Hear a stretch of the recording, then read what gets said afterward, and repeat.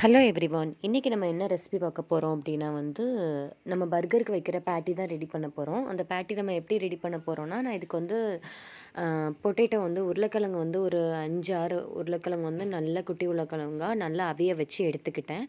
இப்போ இதை நல்லா மேஷ் பண்ணிக்கிறேன். மேஷ் பண்ணிவிட்டு இது கூட என்னெல்லாம் ஆட் பண்ண போகிறேன்னு பாருங்கள்.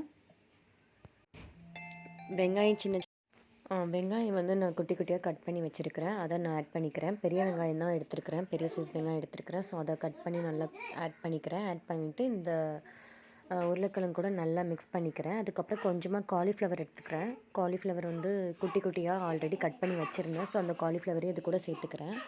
அதுக்கப்புறம் மல்லி இலை கொஞ்சம் சேர்த்துக்கிறேன். மல்லி இலை சேர்த்துட்டு இது எல்லாத்தையுமே நல்லா மிக்ஸ் பண்ணிக்க போகிறேன்.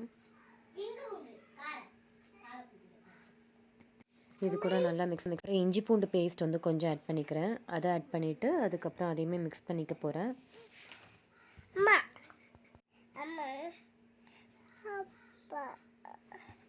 இது எல்லாத்தையுமே நல்லா மிக்ஸ் பண்ணிக்கிறேன். சால்ட் தேவையான அளவு ஆட் பண்ணிக்கிறேன். சால்ட்டு தேவையான அளவு ஆட் பண்ணிவிட்டு அதையுமே இது கூட மிக்ஸ் பண்ணிக்கிறேன்.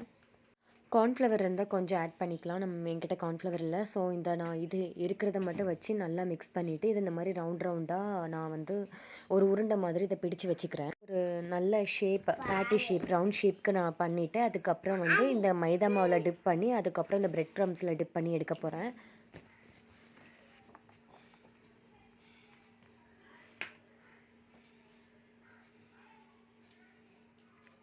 இந்த மாதிரி தான் நல்லா மைதா மாவில் டிப் பண்ணிவிட்டு ஒரு கோட் நல்லா டிப் பண்ணிவிட்டு அதுக்கப்புறம் பிரெட் க்ரம்ஸில் இந்த மாதிரி கோட் பண்ணிக்க போகிறேன். கோட் பண்ணிவிட்டு இந்த மாதிரி எல்லா இதுவுமே எடுத்து வச்சுட்டு அதுக்கப்புறம் நம்ம ஆயிலில் காய வச்சுட்டு அதில் ஃப்ரை பண்ணி எடுத்துடலாம். எடுத்துட்டோன்னா நம்ம பேட்டி ரெடி ஆயிரும்.